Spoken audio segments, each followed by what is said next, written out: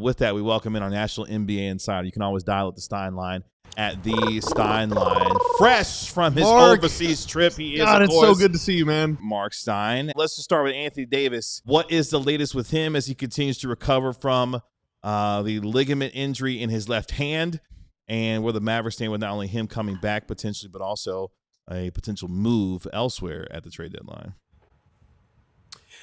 Yeah, look, I don't think the Mavs, the phones will continue to ring. Calls will still continue to be taken and made. But the reality is, when Anthony Davis is sidelined indefinitely, it's going to be much harder to trade him. I would say right now, there doesn't appear to be anything percolating, but I'm not going to say it's over when we've still got 2 weeks and change to go. But again, when it's not clear on how long he's going to be out, again, the belief is that he can return before the end of the regular season if necessary, that he will be. So if there's a playoff team out there that wants to trade him, I don't think so much that is the concern. The issue is still the contract. And I just think in the offseason, when that is now a 2-year deal, because other teams have to work under the premise that Anthony Davis is going to pick up that player option that's worth nearly $63 million in 2027-28. When he's down to a 2-year deal, as opposed to now it's a 2.5-year deal, it just, there are certainly people around the league who think that it would be easier to move him in the summer when his contract is a year shorter, when more teams are in the marketplace looking to make moves. But I don't think, like I said, I don't think anything has been ruled out. There are no absolutes. It's not like, no, we're not trading him. Yes, they definitely are. But is anything hot right now? I think it would be it would be misleading for me to say that. Mark, I have to ask you, when Jimmy Butler tore his ACL the other night, AD and Jimmy Butler make like the same amount of money, and so a lot of Mavs fans' antenna went up and started thinking, well, the Warriors, they have a pretty old team. They want to make one more run at it for Steph. You would presume could maybe some desperation set in and the Mavs score a pick or two in the future along with Butler for AD. Is that something that you could see happening, or is that just like a pie in the sky scenario? Yeah, I don't want to be a damper on your parade, but I would say at this point, again, 2 weeks out, maybe something changes in the next 2 weeks. And to be honest, the Warriors are going to be here tomorrow. So am I going to be asking the same question to every single member I can of that Warriors traveling party? Of course. But realistically, there's various factors that would be in the way of that kind of scenario. I mean, yes, Jimmy Butler's money, that would be an easy match for Anthony Davis, but the Mavericks would want draft compensation attached. And are the Warriors really going to surrender draft compensation again for a player in Anthony Davis who would also come with an uncertain health history, not as uncertain as Jimmy Butler, who's obviously out now for, you would think, 8 to 12 months. But is that really the kind of risk that Golden State wants to take with its draft capital? And the other thing you got to remember here, there is a human factor. Mike Dunleavy, the Warriors GM, is a former teammate of Jimmy Butler. And so I know last season when DeAnthony Melton sustained a torn ACL, the Warriors did trade him. But Melton was an expiring contract in the $15 million range. They were able to swap him easily for Dennis Schroeder. And there was always the belief that they could re-sign DeAnthony Melton after he spent the season rehabbing, became a free agent. They could bring him back, and that's exactly what would happen. The Warriors wouldn't be able to do that with Jimmy Butler. And Jimmy Butler has been a fantastic Warrior since they got him. I think with Jimmy in uniform, I want to say their record last time I checked was 46-22 when Jimmy's in uniform. So he's been really good there. I don't see them now just coldly sending him away because he sustained this awful injury and he can't play. So math-wise, salary cap-wise, wish casting-wise, it works. But I don't see that right now as we speak as a likely thing. Let's see. Maybe I'll be wrong. Maybe I'll be proven wrong and something will heat up here in the next. Well, no offense, but I hope you're wrong. Okay, I mean, I understand. I know that's what you want. I'm just trying to be realistic with you. Yeah, so just to stay on the Warriors, we're probably a day early again with the reporting part of this. But I mean, just Jonathan Kuminga. I mean, he played yesterday after kind of not playing for like a month. Scored over 20 points in like 21 minutes yesterday. He's 23 years old. The GM says, when Mike Dunleavy talked about, there has to be demand to trade, essentially. Talking about Jonathan Kuminga. Is there just any update on him while, Jason Kidd called him a young, great scorer today? Look, I think the realistic situation is they're going to have to play him. Like, he's going to have, and, they've tried to get the Mavericks interested in him. I would play him against the Mavs. He's got to start playing. But realistically speaking, when you look at the Warriors situation objectively, you have to ask, is there if, they've been adamant, they don't want to trade Draymond Green or Jimmy Butler. That was their staunch position before this terrible Jimmy Butler injury. Kuminga, they've been trying to trade, and the whole league knows it. But is there a deal they can make with Kuminga that firmly establishes the Warriors as a contender this season? And realistically, it's really hard to see that kind of trade. That even if the Kuminga trade they want to make materializes, whatever that is that really going to put the Warriors, who've just lost their second best player, in position to be a contender this season? And if the answer is no, the Warriors at least have to think about, is it better to just get Kuminga back on the floor, see if they can rebuild some trade value in him? And same thing, do you trade him in the offseason? Do you even pick up his year 2 team option to make him, a trade? Then that now he's tradable next season. Look, I know it's been a saga, but like, you can't, if you're a front office, you can't react to these things emotionally. You have to try to take the pragmatic view. And that might be the most pragmatic approach for the Warriors. I'm Jonathan Kuminga obviously he does not want to be a Warrior. He could not have made that more clear. The day he became trade eligible last Thursday, it came out that he was demanding to be traded. He wants to go.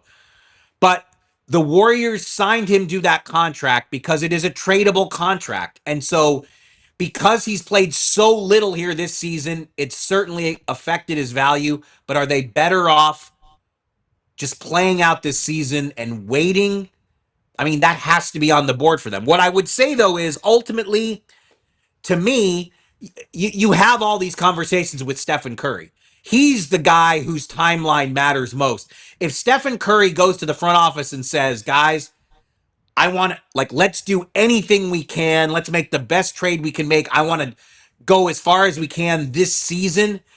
You would obviously have to take that into account if you're the Warriors.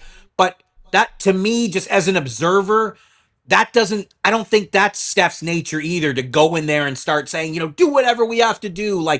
I think he would also most likely point to the pragmatic path. But that's me just analyzing. That's not me reporting. I haven't spoken to Stephen Curry. I haven't spoken to Steph all season. I haven't been around the Warriors all season. Tomorrow will be the first time I actually see them in person. So they got a lot of stuff to think about.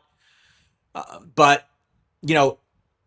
I think the initial indications are they're going to take a step back instead of just this is not something you can fix or solve or address in a day. I mean, selfishly, we don't need any more Jonathan Kuminga saga. Collectively, we are all over it. The Warriors will do what they have to do, of course. But we know when Kevin Gray's fed up with something, that's the time to make a move. Let's get it done. All right. You said it, not me. Yeah. You said it, not me. What about the Mavs' other guys? What about Daniel Gafford? Klay's been playing great lately. These are guys that have been brought up by you and by other reporters as players. I think realistically we're in the zone now where stuff is going to happen closer to the deadline. When you're 2 weeks out, it just you can't blanket say it, but generally speaking, when you get this close to the buzzer, stuff usually waits till deadline week. And that's what I would assume would happen. You know, we've talked about Gafford being in play. Personally, I will be crushed. I think this show will be crushed if an offer comes in for Najee that's too good to refuse. So Is that a legitimate possibility? I don't know yet. I'm to me, the way he's playing, offers should be coming in. He's on such a reasonable contract. Yeah. He's a difference maker. He's a plug and play player. I mean, the Mavs phone should be ringing for him.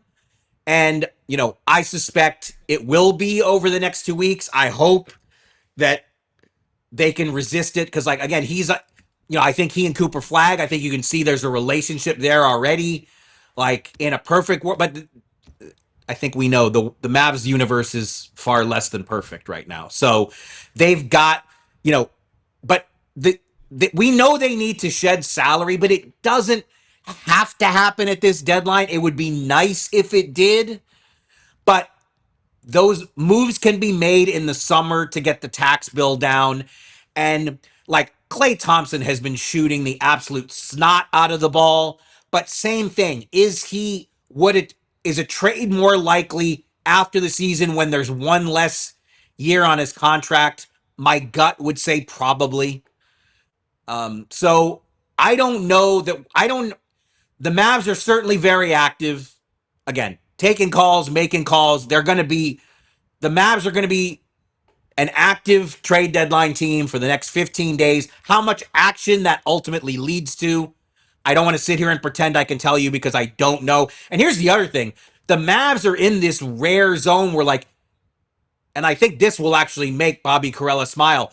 They need to make room for two-way guys. Dude, like, they have Musa Cisse needs to be on the team. He needs to be on my team. 100%. 100%. Cisse has to be converted to a standard contract, just like Nebhard. And the Mavs, we know, don't have the roster flexibility as we speak to do that. So there is a lot of work to do to, I think both, I mean, Tanner might have his counter handy. I want to say, is it 15 games? I can't read it. Is that 15 games each? 13 from Musa and 13 from Ryan Nemhard. Yeah. So they'll make it to the All-Star break. Yes. Right. So the good news is they can play through the deadline without issues. You know, like Spencer Jones in Denver, he's only got 6 games left. So Denver's not going to get to the trade deadline before Spencer Jones runs out of games. So fortunately for the Mavs, they can get through the trade deadline with Cisse and Nebhard still under that 50-game limit. But they've got to find a way to convert both of those guys to standard deals. Now, Dante Exum, will he be thrown into some theoretical trade because he's an expiring contract now, a very small number? So you can understand why the Mavs would want to keep him on the roster in case they just have to throw his salary into a deal. But after the deadline, after February 5th's business, the Mavs will have a clearer picture of what the roster looks like, and then they can laser in on converting Cisse and Nebhard, because that's been one of the few bright spots, two of the few bright spots of a pretty rough first half, is that both of those guys have been fantastic on two ways, and they are part of the future. A lot of folks asking about D'Angelo Russell, Daniel Gafford, their trade prospects as well. Kind of combine that with this question: what is the approach for Matt Riccardi and Michael Finley, as you understand it, heading into, you know, the All-Star break in these, you know, 11, 12 games as they get ready for the NBA trade deadline? What is their approach with these games that are coming up here to evaluate the roster? Like I said, I think they're among the most active teams in the league, listening and exploring to every possible scenario, because we know there's a lot of things they got to get done. Even if there is no AD trade between now and February 5th, they've got to create the roster room to convert two-way guys. They need to shed salary. Like, these are very important things. The salary shedding, that might not happen in earnest until the summertime. Look, I'm as curious as you guys on Gafford. he's played so sparingly in the first half of the season. He twisted that ankle literally in the first training camp practice before Kevin Gray and me were let in the doors of the gym at Simon Fraser University in Vancouver. He has not played to the same level that we've grown accustomed to seeing, especially the Gafford we saw during the finals run. But all that said, I think there's still interest in Daniel Gafford, and it'll just depend on how appetizing the incoming offers are. And, believe me, if I knew them, I would share them. I'm still trying to find them out myself. Well, we do have a $2 super from Rarities who asks just plainly, what is D'Lo paid to do? Is something going on now? I mean, you can't unpay a player. They signed him to a 2-year deal. But yikes.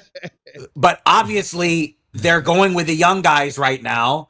If some sort of trade materializes that he could be a part of, he'll be in it, but he's got a $6+ million player option next season. So that's going to dissuade, that's going to dissuade teams from having him included in the deal. I mean, so Nico, the gift to keep on giving. Good otherwise, gracious, vibes are good. man. Well, you have to get a taxpayer mid-level. You have to add multiple years. Yeah, I know. So I'm it's just either going to be saying. guaranteed or an option. I mean, it is what it is. Yeah, but they should never have signed him. they should have never signed him. They should never. I distinctly, ever have signed him. I distinctly remember Bobby Carella saying that the only guard on the market that he wanted was D'Angelo Russell. That's the way I remember. Not true. That is literally that's the way I my guy remember right it. now. That that is is not true. Now I know how you feel when people misaggregate you. Yeah.